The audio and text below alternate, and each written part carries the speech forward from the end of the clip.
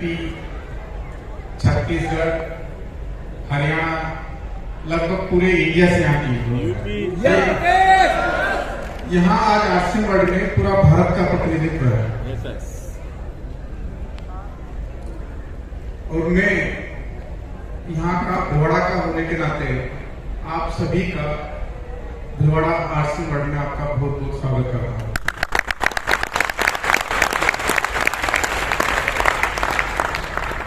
आप भिलवाड़ा की जब इस धरती पर आते हैं आप,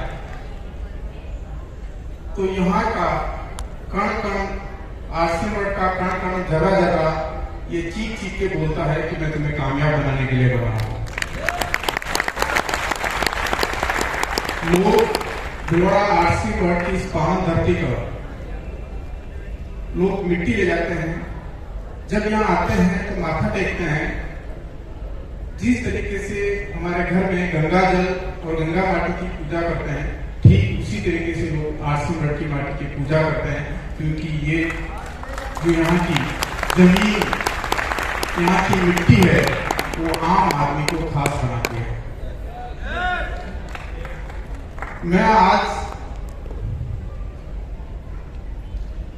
ज्यादा आपको कोई मोटिवेट नहीं करूंगा, क्योंकि कहते हैं कि दुनिया में हमेशा दो तरह के लोग होते हैं। एक वो लोग जो कामयाबी की मानसिकता वाले, और दूसरे वो लोग जो कि कॉमन मैन।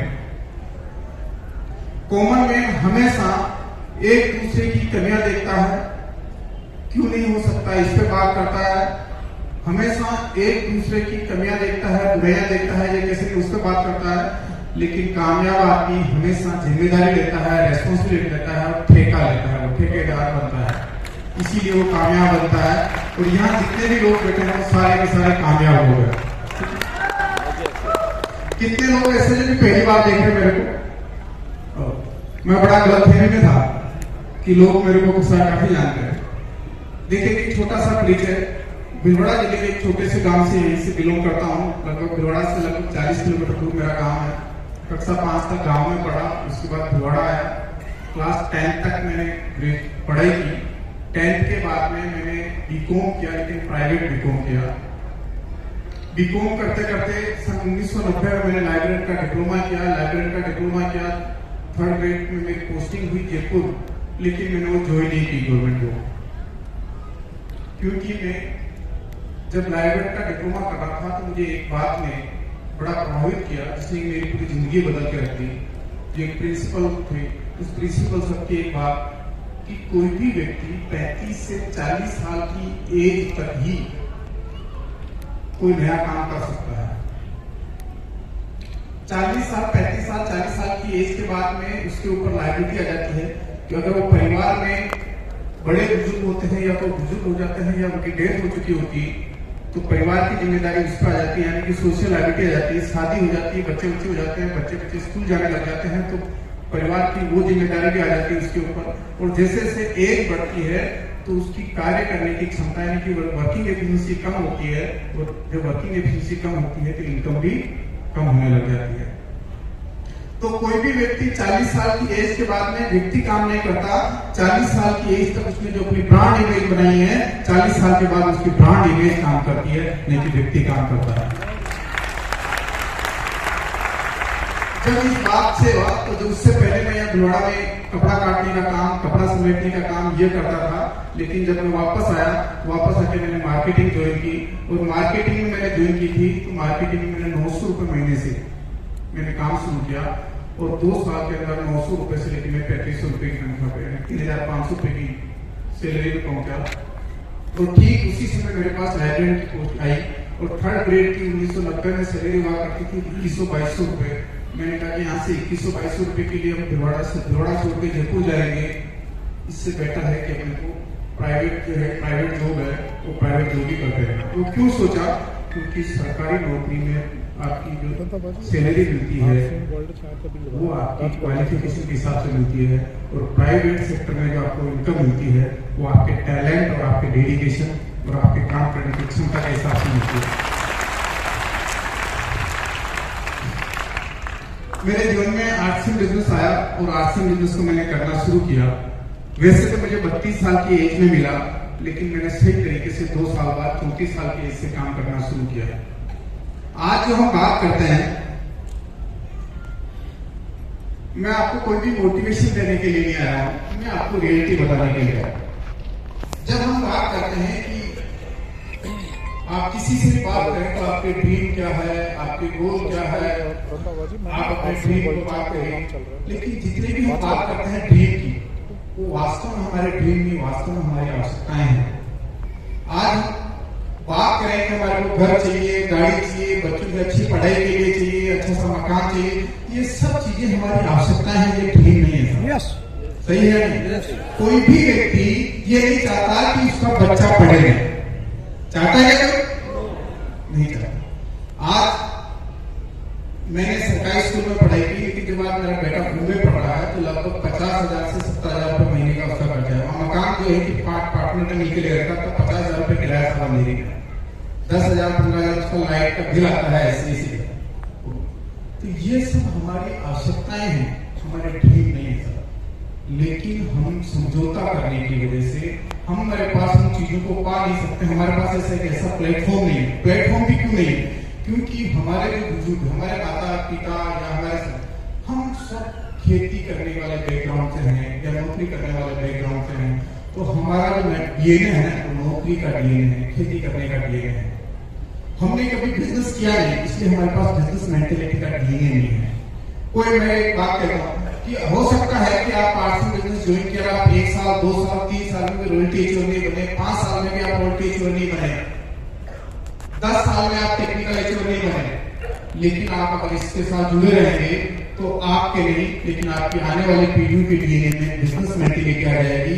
तो आप कामयाब हुए रहेंगे, लेकिन आपके आने वाले औलादे हैं, बच्चे हैं, वो कामयाब हो जाएंगे। ये सब रियलिटी है हमारे पास, और मोटिवेशन नहीं, मैं आपको रियलिटी बतानी है। और पहला मोटिवेशनल स्पीच जो है, कहते हैं कि महाभारत के युद्ध में भगवान श्री कृष्ण ने जब गीता का उपदेश दिया था उस समय दिया, और भगवान श्री कृष्ण ने उनको ये मोटिवेशन नहीं दिया कि अर्जुन तू बड़ा धुंधर है, तू सबको मार सकता है, तू अकेला युद्ध लड़ सकता है, तू ऐसा कर सकता है, या इन्होंने तुम्हारे साथ क्या किया, द्रौपदी का किस तरह से उन्होंने चीर हरण किया, तुम्हारे किस तरीके से वनवास किया, वो सब किस तरह से जुए में हराया। उन्होंने ये बातें नहीं की, उन्होंने रियलिटी बताई कि ये आत्मा अजर और अमर है, दुनिया में जो भी आया उसको मरना जरूर है, और तुम्हारे को धर्म की स्थापना के लिए युद्ध करना है। तो धर्म की स्थापना के लिए युद्ध करना है। तो उन्होंने ये रियलिटी बताई। उन्हें भी आपको आज इस बिजनेस में रियलिटी बताऊंगा कि ये नहीं कि मोटिवेट नहीं करूंगा कि आप इतना मोटिवेट हो जाइए। ये जितनी भी हमारी आवश्यकताएं, हमारी रियलिटी है। तो क्योंकि जब मोटिवेशन होता है किसी भी इंजन में, आप जब डीजी चालू करते हैं या गाड़ी में पेट्रोल डालते हैं तो गाड़ी में जितना पेट्रोल होगा उतना ही चलेगा, वो चलने के बाद गाड़ी नहीं चलेगी। तो क्या है कि अगर आप मोटिवेशन जो है कि उधार का मोटिवेशन ज्यादा दिन तक चलेगा नहीं, वो खत्म होने के बाद नहीं। तो हम इस बिजनेस में आते हैं टाइम फ्रीडम के लिए, हम इस बिजनेस में आते हैं फाइनेंशियल फ्रीडम के लिए, हम इस बिजनेस में आते हैं सिक्योरिटी के लिए। आज हम बात करें कि जैसे कि हर व्यक्ति 100 साल जीना चाहता था 100 साल जीना है, हर आदमी खुशी रहना चाहता है। और जब 100 साल जीना चाहता है, लेकिन भारत के आंकड़े की बात करते हैं तो एवरेज एक 65 साल की है। जब कोई 35-40 साल की एज में मर जाता है, 20-25 साल की एज में मर जाता है, क्या कहते हैं एक कच्ची उम्र में मर गया, कच्ची गली में चला जाता है। जब 60-65 की एज में मरता है तो हम कहते हैं यार चलो ठीक, इन्होंने दुनिया देखी है, इन्होंने दुनिया देखी है। और मैं कहता हूँ कि अगर जब हर आदमी स्वस्थ रहना चाहता है, 100 साल की जिंदगी जीना चाहता है, अगर आर्ट्सिंग के प्रोडक्ट को 100% यूज करे, और जो न्यूट्रिशन के जो प्रोडक्ट है अगर इनको डेली लेता है तो कम से कम 10 से 12 साल तो उसकी उम्र बढ़ जाती है।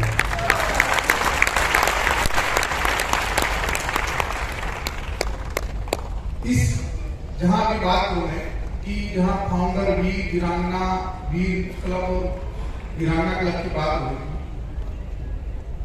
एक सिंपल लाइन में आपको ये बता देता हूं कि हमारी टीम में इतने सारे लोग हैं। हमारा बिजनेस बड़ा इजी है, बहुत सिंपल बिजनेस है, तो हमारे पास इनकमिंग बहुत है। क्योंकि किसी को पैसा लगता नहीं, कुछ भी इनकमिंग बहुत है।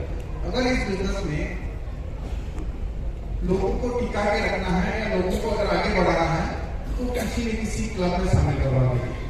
क्लब का कि जब कोई भी गवर्नमेंट जॉब व्यक्ति वाला होता है और गवर्नमेंट जॉब पति और पत्नी दोनों गवर्नमेंट जॉब में है तो बच्चों के लिए किसी आया को रखते हैं या उसको किसी बोर्डिंग स्कूल में डालते हैं। बच्चों को बोर्डिंग स्कूल में क्यों डालते हैं बच्चों को, कोई बता पाएगा? उनके पास टाइम नहीं होता। और क्योंकि अगर वो घर पे रहेंगे तो पता नहीं, आजकल इंटरनेट का जमाना है, यूट्यूब पे पता नहीं क्या क्या चीजें देखेंगे, गलत संगत में पढ़ेंगे, क्या क्या देखेंगे। इसलिए वो बच्चों को अच्छे संस्कार डालने के लिए, ताकि ये बड़ा होकर हमारा नाम खराब नहीं करे, अच्छे संस्कार डालने के लिए वो किसी बोर्डिंग स्कूल में डालते हैं। ठीक उसी तरीके से जब हमारे इतने सारे डिस्ट्रीब्यूटर अगर हम उनको डुप्लीकेट नहीं कर पा रहे, उनको समझ नहीं पा रहे, तो आप किसी न किसी फाउंडर वीर क्लब में या फाउंडर वीरंगना क्लब में या फिर किसी क्लब में शामिल करवा दीजिए, ताकि वहां जाकर उनको अच्छे संस्कार डाल देंगे, उनको अच्छा कामयाब बनाएंगे। तो हम किसी के लिए आता है इसमें, इस व्यक्ति जब कोई भी आता है इस बिजनेस में, वो क्या आता है, एक होप लेके आता है, आशा लेके आता है, इस बिजनेस को देखता है, प्लान देखता है कि एक रॉयल्टी की इनकम ये होती है। रॉयल्टी जो है कि 3 तरह के लोगों को मिलती है। जब मैं इस बिजनेस में काम करूंगा तो मेरे को रॉयल्टी एचओ बनूंगा, टेक्निकल एचओ बनूंगा, मेरे पास पैसिव इनकम आएगी। आशा लेके आता है कि मैं इस बिजनेस में कोई रॉयल्टी एचओ बनूंगा या टेक्निकल एचओ बनूंगा। साहब सही है गलत है? यस। वो आशा लेके आता है कि इस बिजनेस की वजह से मैं मेरे बच्चों की अच्छी एजुकेशन दिला पाऊंगा, मेरी लड़की की अच्छी शादी करवा पाऊंगा, मैं अच्छी सा घर बना पाऊंगा या अच्छी सी गाड़ी ले पाऊंगा। इस तरह से आशा लेके आता हो। और जब तक उसकी आशा अगर उसके विश्वास में नहीं बदलती, जो उस होप लेकर आया, उस होप जो है कि उसका बिलीव में कन्वर्ट नहीं होता, जब बिलीव में कन्वर्ट नहीं होता तो इस बिजनेस को क्विट कर देता। लेकिन अगर किसी व्यक्ति को जो आशा लेकर आया, उस आशा के ऊपर जब उसको विश्वास हो जाता है तो इस बिजनेस में वो टिक जाता है। उसको लगता है, कहते हैं एक आदमी को जीने के लिए हवा, पानी और खाना ये चाहिए ना सर, या और कोई चाहिए? जीने के लिए क्या चाहिए एक व्यक्ति को? यही तीनों चीज, हवा, पानी और खाना। हेलो, एक व्यक्ति को जीने के लिए क्या चाहिए? साहब हवा, पानी और खाने से भी ज्यादा जरूरी है कि एक व्यक्ति को आशा होनी चाहिए, होप होनी चाहिए कि मैं कुछ कर सकता हूं। अगर होप नहीं है तो व्यक्ति जीता हुआ भी मुद्दे के समान है। इसी को आशा के साथ आता है। देन जब उसका विश्वास हो जाता है तो उसमें टिक जाता है, और जब टिक जाता है देन धीरे धीरे जब उसको बिलीव हो जाता है, इसमें टिक जाता है, विश्वास हो जाता है, जब उसका विश्वास आस्था में बदलने लग जाता है, फेड आ जाता है उसको कि यस अब मेरा ये काम होके रहेगा, तो इस बिजनेस का टेक्निकल एक्टिव बन जाता है, रूबी बन जाता है, बन जाता है। तो कोई भी व्यक्ति देखिए कि आशा, विश्वास और आस्था ये इसके ऊपर काम करता है। और जब हम इस बिजनेस में लोगों को लेके आते हैं तो हमें करना क्या होता है? पहला काम क्या करना होता है कि जब हम इस बिजनेस को ज्वाइन करते हैं, शुरुआत करते हैं, तो सबसे पहला काम है कि हमें बहुत सारे लोगों को स्पॉन्सर करना है। इसी तरह से जब अपलाइन बोलता है कि यार आपको सिर्फ बेसिक पे काम करो, प्रोडक्ट यूज करो, बहुत सारे लोगों की लिस्टें बनाओ, हमारे साथ होम मीटिंग करो, साथ साथ में कुछ और बाहर की लिस्टें कहें वहां जाओ, वीकली मीटिंग करो तुम। इस तरीके से वो बात करता हूँ। शुरुआत में करना क्या होता था? बहुत सारे लोगों को इसमें लाना होता है। सही है गलत है? बहुत सारे लोगों को लाना होता है। और देन दूसरा काम क्या करना है? उन लोगों में से ऐसे लोगों को पहचानना, उस भीड़ में से या उस लोगों में से जो बहुत सारे लोग आए उनमें से ऐसे लोगों को पहचानना जो कि सीरियसली कुछ काम करना चाहते हैं, जो अपने में बदलाव लाना चाहते हैं, जो कमिटेड लोग हैं, ऐसे लोगों को पहचानना। आप सब्जी लेने जाते हैं तो भी टमाटर को भी देख देख के लेते हैं, मिर्ची छांट के लेते हैं। ऐसे लोगों को पहचानना जो कि वास्तव में कुछ बड़ा करना चाहते हैं। और तीसरा काम क्या है कि जो ऐसे लोग जिनको हमने पहचाना, उनकी स्किल को डेवलपमेंट करना, उनको अपडेट करना। अगर हम ये 3 काम करते हैं तो हम इस बिजनेस में बड़ी कामयाबी हासिल कर लेते हैं। कुछ लोग बोलते हैं कि सिर्फ ज्ञान होने से था, नॉलेज। अगर आपके पास नॉलेज है तो नॉलेज है या सिर्फ आपका आधा चक्का चल रहा है? पूरा चक्का नहीं चल रहा, क्योंकि नॉलेज जो है आपके पास, नॉलेज है आपकी प्रोडक्ट का नॉलेज है आपके पास, प्लान दिखाने का नॉलेज है आपके पास, प्लान प्रेजेंटेशन का नॉलेज, कम्युनिकेशन, लोगों से बात कैसे करनी है इसका नॉलेज है, बेसिक जानते हैं, कोर कार्डिनल सारे इस चीजों को जानते हैं, इन सारी चीजों का नॉलेज है। लेकिन सिर्फ आप नॉलेज है सिर्फ आपके पास, तो सिर्फ आपका चक्का जो है आधा चक्का। आपने देखा ना पहले जो कोयले वाला जाता था तो उसको ये जाता था आधा घूमता था, तो सिर्फ आपका आधा चक्का चलता है। लेकिन ये सिर्फ अगर करना है तो कर्म करना पड़ेगा, जो आपके पास नॉलेज है ना, जो ज्ञान है, उस ज्ञान को कर्म में बदलना पड़ेगा। जब तक उस ज्ञान को आप कर्म में नहीं बदलेंगे तब तक आप बड़ा काम नहीं कर पाएंगे। उस ज्ञान को जो है कि कर्म में बदलना पड़ेगा।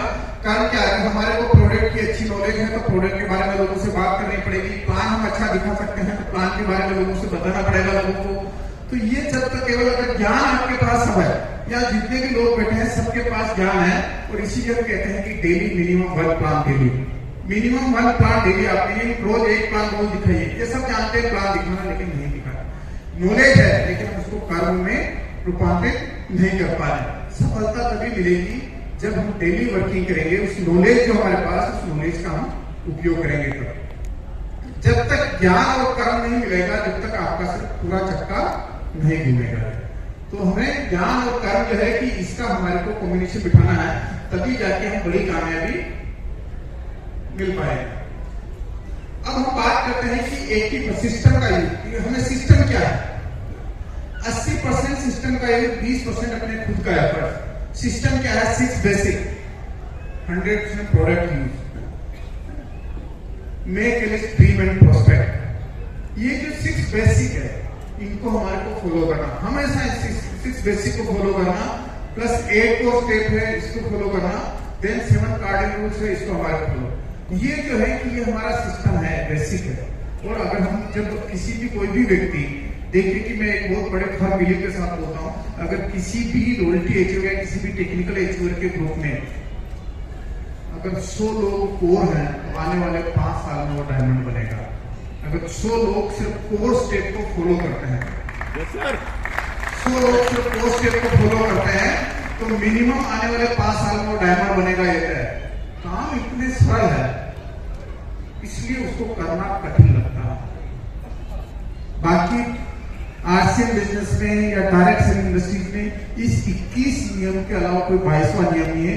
जो व्यक्ति इस 21 नियम को फॉलो करेगा वो ऑटोमेटिक डायमंड हो जाता है। अब जब हम जो हमारे पास नॉलेज है, सही ज्ञान के साथ अगर सही समय पर हम काम करेंगे तभी जाके हमारे को कामयाबी मिलेगी। लेकिन मैं एक बात बोलता हूँ, ये बिजनेस बड़ा सिंपल है। आरसीएम बिजनेस इतना सिंपल बिजनेस है, इसमें करना क्या है, हम यही तो करते हैं कि बाजार के प्रोडक्ट की जगह पे हम आरसीएम के प्रोडक्ट लेते हैं, सिर्फ आपको दुकान चेंज करनी है, इसके अलावा कुछ नहीं करना। सिंपल सा बिजनेस है, इसके लिए कुछ करना नहीं होता। हर व्यक्ति, ज्वाइन होने वाला व्यक्ति, चाहे वो बीमार हो, चाहे बेकार हो, चाहे बेरोजगार हो, उसको नमक, हल्दी, मिर्ची, धनिया, साबुन सब चाहिए। अगर वो आरसीएम नहीं करता तो ये सामान चाहिए उसको। सिंपल सा बिजनेस है। अगर हर व्यक्ति अगर इन सामानों का यूज भी करे तो 2 से 2,500 पीवी तो ऑटोमेटिक जनरेट होता ही होता है। लेकिन जब हम परचेज देखते हैं तो एवरेज बिजनेस आता है 600 रुपए, 700 रुपए। आखिर भाई ऐसा क्यों? बिजनेस बड़ा सिंपल है, सिंपल भी है, बिजनेस बड़ा सिंपल है, लेकिन बहुत बड़ा बिजनेस है। इतनी बड़ी इंडस्ट्री जिसकी हम कभी कल्पना नहीं कर सकते। लोग लाखों रुपए, हजारों करोड़ रुपए लगा के भी इतनी बड़ी इंडस्ट्री खड़ी नहीं कर सकते हैं। इतनी बड़ी इंडस्ट्री, बिग बिजनेस है। और बिग बिजनेस के अलावा साइंटिफिक है ये बिजनेस। साइंटिफिक कैसे कि एक तरफ आपका चाहे कि 3,50,000 होगा, एक तरफ 70,000 होगा, आपका लीडरशिप होगा, स्टार एचएफ बनेगा।